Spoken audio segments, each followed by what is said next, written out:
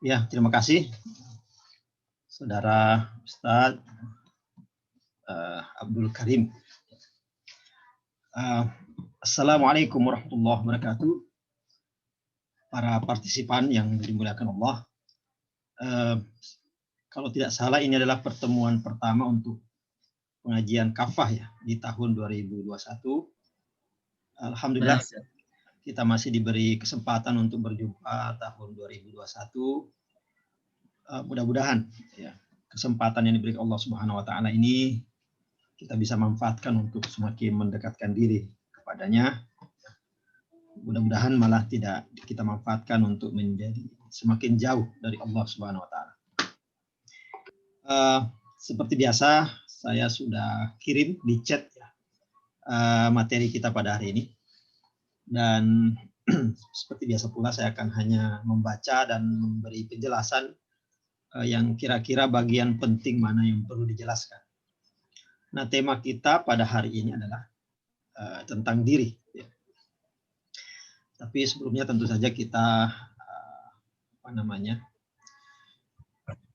mengirimkan salawat kepada Nabi kita Muhammad SAW. Mudah-mudahan syafaatnya senantiasa memayungi kita. Salawat dan salamnya berbalik kepada kita dan syafaatnya bisa menaungi kita di hari kemudiannya Allah Subhanahu wa taala. Ya, sebagaimana telah disebutkan tadi bahwa materi kita pada hari ini adalah tentang diri. Diri ini ya bisa dalam bahasa Arab disebut nafs mungkin. Atau mungkin ada istilah lain dalam bahasa Arab. Kalau dalam bahasa Inggris kadang disebut dengan self. Kadang juga disebut dengan subject. Myself atau subject. Pertanyaan yang penting diajukan untuk diri adalah atau diajukan bukan untuk diri kita, tapi untuk memahami apa itu diri. Untuk memahami apa itu diri, maka pertanyaan yang barangkali penting diajukan adalah apakah diri kita berubah atau tetap? Apakah diri kita berubah atau tidak berubah? Nah, jika tetap atau tidak berubah, maka bisa kita katakan bahwa kita adalah orang yang sama antara saat ini dengan yang kemarin. Ya, kita adalah orang yang sama. Antara saat ini dengan minggu lalu, dengan bulan lalu, dengan bulan dan tahun lalu, dan seterusnya. Jadi kita adalah orang yang sama. Kalau kita sebutkan atau kita jawab bahwa diri kita ini tidak berubah atau tetap. Bahkan lebih jauh, kita adalah orang yang sama di masa datang. Kita adalah orang yang sama di saat ini ketika kita ya berikut dalam pengajian Islam Kapa, dan setelah selesainya pengajian ini kita adalah orang yang sama. Itu kalau kita mengatakan, kita menjawab bahwa diri kita adalah sesuatu yang tetap, tidak berubah. Namun ada jawaban lain, misalnya diri kita berubah. Diri kita berubah. Nah, jika berubah, maka kita tidak bisa mengatakan bahwa diri kita adalah diri yang sama antara yang sekarang saat ini dengan yang kemarin. Apalagi dengan yang minggu lalu, apalagi yang tahun lalu. Apalagi diri kita di masa kita masih kecil. Juga tidak bisa kita katakan ya selanjutnya bahwa diri kita adalah diri yang sama dengan kita di masa datang. Nah, di antara dua pilihan, antara tetap dan berubah itu sepertinya tidak ada pilihan lain. Misalnya tidak ada pilihan yang mengatakan bahwa kita kadang berubah, kadang pula tetap. Ya. Pilihannya hanya ya, barangkali saking lambatnya perubahan itu, sehingga tampak tidak berubah. Seperti kalau saya bertemu Ustadz Abdul Karim Bakri misalnya di suatu hari ya, di tahun 2021, setelah tidak bertemu lama di tahun 2020, kemudian saya mengatakan, tidak berubah. Kok kamu tidak berubah Ustadz? Ya, misalnya. Apakah itu karena saking lambatnya perubahannya sehingga tampak tidak berubah? Atau bisa juga kita mengatakan berubah karena saking cepatnya perubahan itu. Jadi mungkin terjadi secara revolusioner atau terjadi secara evolusioner. Atau pilihan lain adalah memang tidak ada perubahan sama sekali. Jadi pilihannya adalah apakah berubah meskipun itu lambat atau sama sekali tidak ada perubahan. Nah, itu pilihannya. Sebagaimana tadi pilihan jawaban yang diberikan. Nah, kalau kita lihat perkembangan pemikiran saat ini, umumnya yang dianut adalah bahwa diri kita senantiasa berubah dan tidak ada yang namanya tetap begitu saja tanpa perubahan. Nah, perubahan yang dimaksud di sini terjadi pada semua aspek dari diri kita, baik yang bersifat fisik, bersifat psikis, ya, bersifat spiritual, bahkan hingga kesadaran kita. Kesadaran kita terus mengalami perubahan. Nah, yang menyebabkan diri kita terus berubah itu apa? Salah satunya adalah karena diri kita sesungguhnya tidak pernah sepenuhnya otonom, tidak pernah sepenuhnya bebas. Diri kita ini selalu berada dalam dependensi, selalu bergantung pada sesuatu selain diri kita. Nah, diri kita ini selalu ambigu, selalu berada di wilayah antara. Atau dengan kata lain, diri kita selalu berada dalam keadaan konstruksi tiada henti.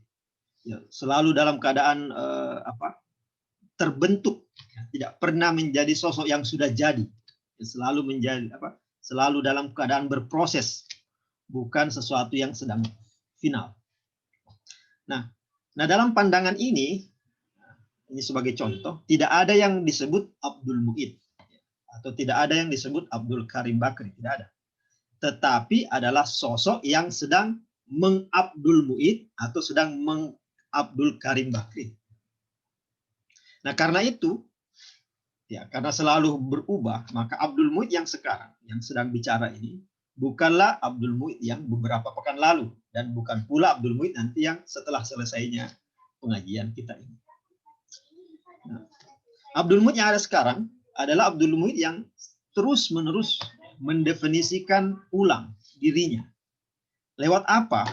Ya, Abdul Mu'id atau kita semua mendefinisikan ulang diri kita. Ya, lewat aksi kita, perbuatan kita. Baik perbuatan yang kita lakukan maupun perbuatan yang kita tidak lakukan. Kemudian keputusan-keputusan yang kita ambil. Apapun keputusan yang kita ambil itu membentuk kita siapa, diri kita siapa. Kemudian penolakan-penolakan kita, misalnya kita menolak ini, tidak menerima itu juga membentuk siapa kita. Termasuk persetujuan-persetujuan kita sepakat dengan ini, kita sepakat dengan itu kemudian membentuk siapa kita. Siapa kita di saat ini. Dan kita tahu bahwa aksi kita kan tidak pernah berhenti. Keputusan-keputusan kita tidak pernah tetap. Penolakan-penolakan kita tidak pernah selesai. Persetujuan-persetujuan kita tidak pernah final. Begitu seterusnya. Sehingga kita masih berada dalam keadaan membentuk, berproses. Nah, itulah yang saya sebut tadi dengan bahwa kita sedang, atau saya pribadi sedang mengabdul Mu'id, bukan menjadi Abdul Mu'id. Nah, itu membuktikan bahwa betapa rapuh ya kita ini, betapa rentan kita ini. Abdul Mu'id ini tidak tetap, dia rapuh, dia rentan, dan dia tidak absolut. Jadi kita ini tidak absolut. Kita adalah perubahan.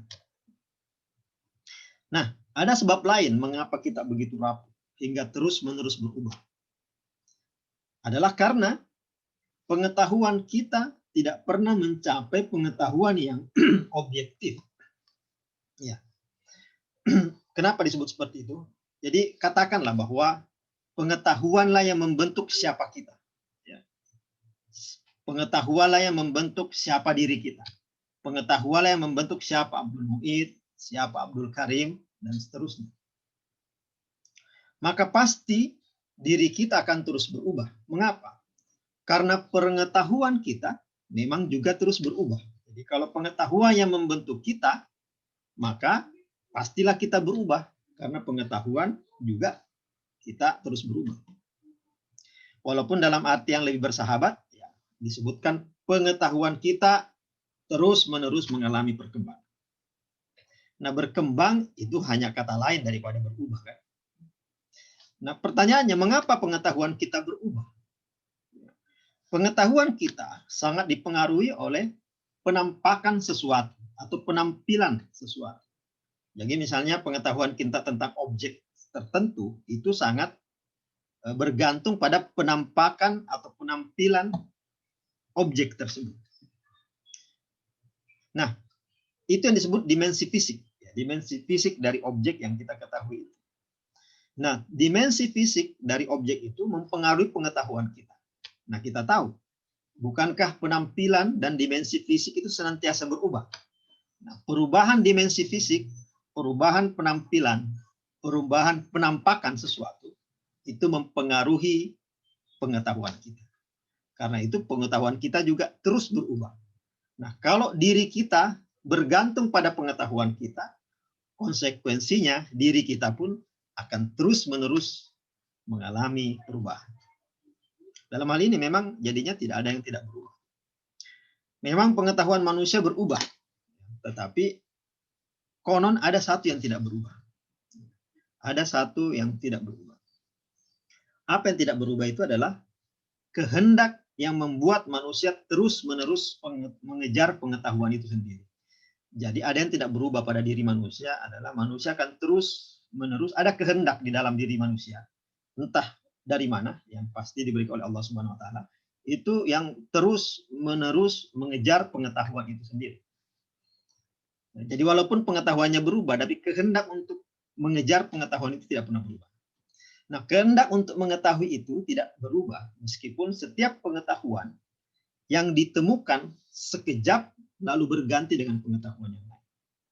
Misalnya kita sudah mengetahui ini, ternyata setelah belajar lagi kita ketahui bahwa pengetahuan kita sebelumnya itu ternyata ada kekeliruan, diganti lagi dengan pengetahuan lain. Jadi begitu terus-menerus pengetahuan berkembang karena berganti dengan pengetahuan yang lain. Nah, pengetahuan yang lain itu ya selalu berubah, tetapi hasrat untuk mengetahui itulah yang paling tidak berubah. Nah, kehendak yang disebutkan di atas itu mengalami pergolakan di dalam diri, katakanlah ada kehendak itu mengalami pergolakan, mengalami pertempuran, mengalami penyesuaian dan sebagainya dengan kenyataan. Jadi ketika kehendak mengetahui segala sesuatu itu berbenturan, akhirnya mengalami negosiasi dengan kenyataan. Nah, semua ini hasil negosiasi itu membentuk sekaligus mengubah diri kita. Jadi kita dibentuk oleh pengetahuan itu akibat pertempuran, akibat negosiasi antara keinginan untuk mengetahui dengan kenyataan yang ada, itu membentuk sekaligus mengubah kita setiap saat.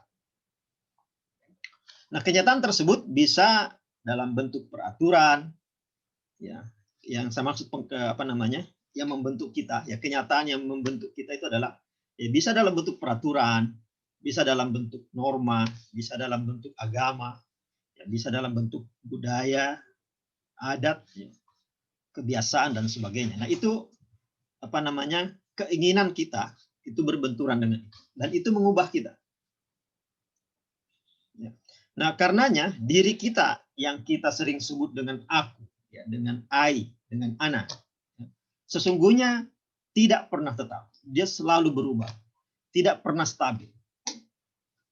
Bahkan ada filosof yang mengatakan, aku sungguhnya tidak pernah ada. Jadi bukan hanya tidak pernah tetap, bahkan tidak pernah ada aku. Kenapa? Yang kita sebut aku adalah pengaruh dari luar semua. Pengaruh, misalnya gini, contoh sederhana. Misalnya Abdul Karim Bakri orangnya sopan. Orangnya sopan. Terus kata sopan itu adalah definisi yang ditetapkan oleh masyarakat sekitar kita. Misalnya ukuran sopan di Jakarta itu agak berbeda sedikit dengan ukuran orang sopan di kampungnya Abdul Karim Bakri. Abdul Karim Bakri itu kalau di sini orang sopan itu berarti kalau ketemu orang salaman, cium tangan. Kalau di kampungnya Abdul Karim kan tidak harus seperti itu. Misalnya kalau kita masuk ke sebuah pengajian lah misalnya, kita salaman semua dengan orang-orang di situ. Tapi kalau di kampungnya Abdul Karim tidak harus salaman dengan semua orang di situ. Nah, berarti definisi yang mengatakan bahwa seorang Abdul Karim itu sopan, itu bukan dia sendiri yang membentuk, tetapi lingkungan yang membentuk dia. Karena itu ketika disebutkan Abdul Karim adalah orang yang sopan, maka sesungguhnya itu adalah definisi sesuatu yang berada di luar dia, yang dicangkokkan begitu saja kepada diri seorang Abdul Karim Bakri. Karena itulah ada seorang filosof mengatakan, bahkan aku itu tidak ada. Sesungguhnya bukan hanya aku yang nggak ada. Sekarang juga nggak ada. Apa yang kita sebut dengan sekarang itu nggak ada. Nah, coba Ustadz Abdul Karim. Masih ada Abdul Karim? Coba sebutkan sekarang. Bagaimana? Coba sebut sekarang. Coba bilang sekarang. Sekarang. Nah, sekarang yang Anda sebut tadi udah lewat. Jadi sekarang itu nggak ada. Jangankan aku, sekarang aja kita nggak bisa pegang. Sekarang, udah hilang lagi sekarang. Udah lewat beberapa detik. Nah, sebab lain ya mengapa diri kita begitu rapuh dan terus-menerus berubah adalah ya dominasi kenyataan tertentu yang mau tidak mau ya diri kita hanyut ya di dalam kenyataan itu. Kita ikut, kita hanyut, terseret arus kenyataan yang ada di luar kita. Contoh misalnya, saat ini kesalahan terbesar adalah tidak memiliki handphone. Kalau ada di ruangan ini orang yang tidak punya handphone, berarti kesalahan terbesar dalam hidup. Kenapa? Apakah kita sendiri pengen punya handphone? Ya tidak. Keadaannya lah yang memaksa kita untuk harus memiliki handphone. Di saat ini tidak memiliki jaringan internet misalnya, maka itu adalah persoalan besar. Padahal itu bukan persoalan besar di masa lalu, tapi sekarang. Jadi kondisilah yang membuat kita melakukan sesuatu yang benar atau melakukan sesuatu yang tidak benar. Kondisi yang menentukan, bukan kita sendiri yang menentukan. Nah, memilih misalnya untuk keluar, contoh sekarang ya, memilih untuk keluar dari kategori cebong kampret aja, susahnya minta ampun. Ada nggak orang ya di partisipan di ruangan ini yang mau keluar dari situ bisa susah loh. Kita ngomong ini pasti cebong, ngomong begini pasti kampret, susah. Terus diri kita yang sungguhnya hadir itu apa? Itu dicabik-cabik oleh kenyataan sampai ya tadi saya sebut ada filosof mengatakan sungguhnya diri kita itu nggak ada. Nah, setiap era memproduksi diskursus wacana yang berbeda. Nah, di mana kita hadir dalam diskursus itu hanya sebagai objek. Kita hampir-hampir tidak pernah menjadi subjek, tidak menjadi pelaku. Diri kita ini hampir-hampir tidak pernah menjadi pelaku dalam setiap diskursus. Kita hanyalah objek atas nilai-nilai yang dicangkokkan begitu saja kepada kita. Kepercayaan, bukan cuma dicangkokkan, dicekokkan kepada kita. Kepercayaan dan kepentingan yang dominan di dalam masyarakat.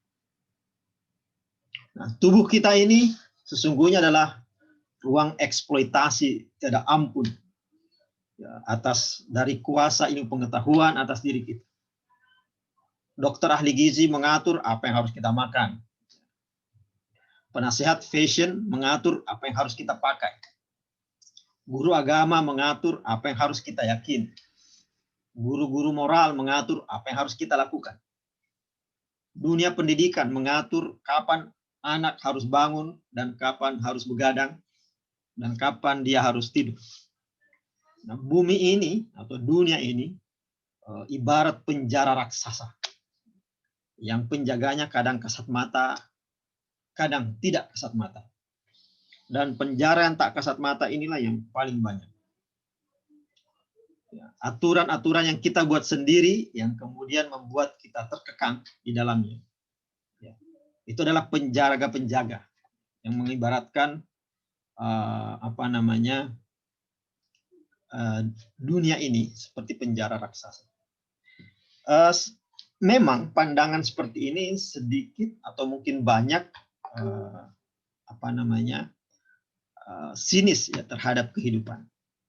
Sehingga melihat diri hampir tidak punya eksistensi yang bisa disebut ada.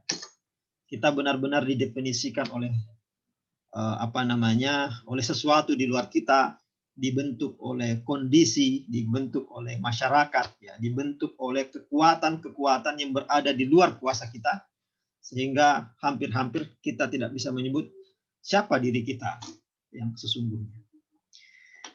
Saya kira itu sebagai pengantar. Ya. Saya tahu bahwa, atau kita sudah tahu ya, dan sudah saya sampaikan beberapa kali sebelumnya di dalam setiap pertemuan, kajian Islam Kafah untuk materi filsafat kehidupan ini lebih banyak memberikan pertanyaan daripada memberikan jawaban. Terima kasih. Silakan Ustadz Abdul Karim.